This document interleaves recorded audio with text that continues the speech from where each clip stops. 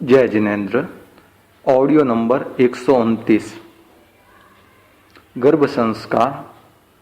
उसके अंतर्गत मैंने अलग अलग तरह से कुछ बताया है आपको।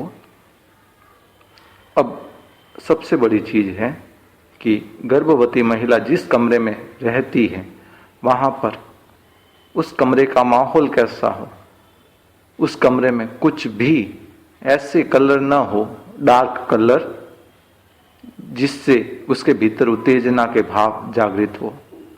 सफेद कलर या लाइट कलर का अगर कमरा हो तो काफी अच्छा रहता है।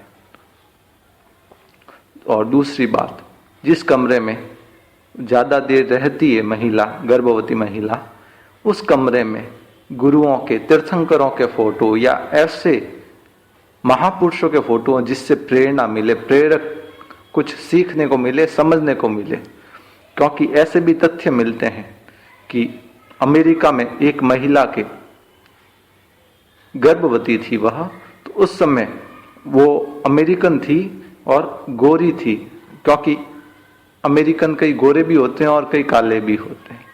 मगर उस समय अमेरिका में जो काले लोग होते थे उनके ऊपर काफी प्रहार होते थे, उन्हें मारा जाता था, प्रताड़ित किया जाता था। वह इतनी भावुक, इतनी दुखी रहती थी उन चीजों से कि उसके कारण जब उसके बच्चे का जन्म हुआ तो वो काला हो गया, एकदम वो काला, ब्लैक लोग होते हैं ना, जैसे वेस्ट इंडीज के खिलाड़ी आदि, उस तरह का जन्मा। जब रिसर्च किया गया तो ये मालूम पड़ा, क्योंकि वह अनवरत गर्भकाल के दौरान उन काले लोगों के बारे में ही फिक्र करती थी, तो इसीलिए उसके जो लड़का हुआ वह भी काला हो गया, एकदम वेस्ट इंडीज जैसे। तो इसका भी असर पड़ता है। तो इसीलिए जिस कक्ष में महिला, गर्भवती महिला है, उस कक्ष का पूरा माहौल भी उसी तरह खुशनुमा हो और महापुरुषों के फोटोओं से भरा हुआ हो। ऐसे कोई फोटो ना हो जिसमें, जैसे बिल्ली का फोटो होता है किसी के कमरे में, किसी के कमरे में ऐसे कुछ फोटो होते हैं जिससे कुछ प्रेरणा अच्छी तो मिलती नहीं, बुरी प्रेरणा अवश्य मिलती है। ऐसा कुछ भी ना हो, मगर गुरुओं के, तीर्थंकरों के नवकार मंत्र लिखे हुए या महापुरुषों के, जिन्होंने जीवनदानी महापुरुष हुए हैं, जिन्होंने अपने जीवन में प्रेरक प्रसंग, इतिहास बनाया, ऐसे महापुरुषों के फोटो हो, ताकि उससे भी ऊर्जा मिलती रहे। उनकी तरह भी बनने का बार बार जैसा देखेंगे वैसा उसके ऊपर, उस गर्भ जीव के ऊपर असर होता रहेगा, उसके भीतर हृदय परिवर्तन होता रहेगा। गर्भ संस्कार के दौरान ये मेरा लास्ट ऑडियो है, तो इसके अंतर्गत उपसंहार कहूं या सब कुछ कहूं, इतना ही कहना चाहता हूं। गर्भवती महिला अनवरत धर्माराधना में ज्यादा से ज्यादा समय व्यतीत करें। और दूसरी चीज है कि कोई ना कोई इष्ट देव अवश्य बनाए। 24 तीर्थंकरों में से जैसा भी उसे योग्य लड़का चाहिए या लड़की चाहिए या जो भी शिशु हो, उसके अंदर संस्कारों को प्रेरित करना है। 24 तीर्थंकरों में से इष्ट बनाए या नवकार मंत्र को इष्ट बनाए, उनकी माला फेरें, अनवरत जब चलता रहे। भक्तांब स्तोत्र आए तो उसका पाठ करे, उपसर्गहरम स्तोत्र का पाठ हो, कुछ भी हो, मगर धर्माराधना कुछ हो। ऐतिहासिक महापुरुषों के साहित्य को पढ़ा जाए।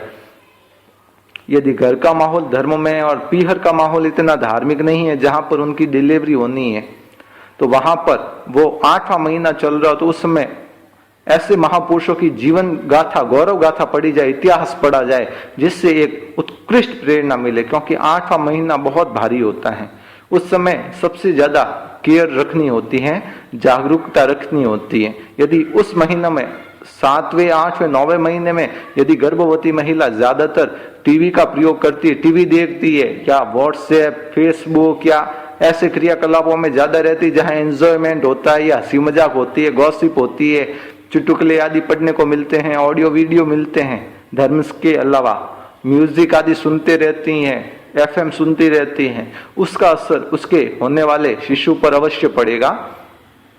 तो इसीलिए इन सब चीजों से बचाने के लिए जितना हो सके धार्मिक संस्कारों से युक्त कुछ ना कुछ सुना जाए, सुनाया जाए, देखा जाए, तो काफी असर हो सकता है गर्भस्थ जीव पर। मैंने मेरी जानकारी में जितना था उतना बताने की कोशिश की है। और यदि कुछ भी किंतु परंतु लगे तो जिज्ञासा रख सकते हैं। मुझे पर्सनली मेरा जितनी जानकारी होगी उतना बताने की कोशिश करूंगा। हालांकि इस विषय में जानकारी तो और भी है, मगर कई चीजें ऐसी होती, सावध्य प्रवृत्तियों से रिलेटेड होती है। मुझे तीसरे भव में ही मोक्ष जाना है, तो मैं मेरा संसार बढ़ाने के लिए वह चीजें नहीं कह सकता। बाकी यहाँ तक रिसर्च किया हुआ है, हम जैसी संतान चाहे वैसी हो सकती है। क्रिकेटर चाहिए तो क्रिकेटर से भी बड़ा क्रिकेटर, तेंदुलकर से भी बड़ा क्रिकेटर, SRK, शाहरुख खान, सलमान या कुछ भी हो, उनसे भी बड़ा एक्टर बन सकता है। बड़े से बड़ा नरेंद्र मोदी से भी बड़ा पॉलिटिशियन बन सकता है। सब कुछ कैपेबिलिटी है। अरे युग प्रदान, युग प्रवर्तक आचार्य तक का भी कर सकते हैं। उसके लिए भी साधना होती है कुछ, मेरे जहां तक पढ़ा हुआ है, रिसर्च किया हुआ है। मगर ये शोध का विषय है। जो पढ़े हुए वो जब तक प्रैक्टिकल वे में उससे क्रियान्विति नहीं होती तब तक वह केवल पढ़ा पढ़ाया ज्ञान होता है। तो ये सारे विषय शोध के हैं, किया हुआ है, मगर बताने की इसीलिए मन स्थिति नहीं होती, क्योंकि ये सारी सावध्य प्रवृत्ति होती है। बाकी हर एक चीज का पूरा प्रोसेस मिलता है, बताने का भाव नहीं रहता, बस इतना ही है, क्योंकि सांसारिक प्रवृत्तियां ये सारी। मगर जितना आध्यात्मिक प्रवृत्तियां थी वह मैंने आपके सम्मुख निवेदन की है। आपका साधर्मिक हूं, आप पॉजिटिविटी लें। मेरा कभी भी कोई भी उद्देश्य संसार के अंतर्गत आपके भीतर कोई भी नई जानकारी इकट्ठी करना या बताना नहीं होता। आपके भीतर केवल वैराग्यता उद्घाटित करना होता है। वही मैं करने की यथोचित कोशिश कर रहा हूं और गुरु कृपा से आगे भी करता रहूंगा। और आपको कुछ नया बताने की और आपके जीवन में कुछ नया परिवर्तन करने की पूरी भरसक कोशिश करूंगा। और मुझे विश्वास है मेरे गुरु की कृपा से वो सारे कार्य सिद्ध होंगे और आपके भीतर परिवर्तन आए बिना रहेगा नहीं। और आपको जगाए बिना, खैर जगाने का करना ही नहीं, आप तो जाग चुके हैं। अब आपका काम है, आप जाग चुके हैं, आगे भी जगाते रहें। ऑडियो सुन रहे हैं तो आगे भी अपने साधर्मिकों को सुनाते रहें। आपका साधर्मिक नरेश चोपड़ा, बालोतरा।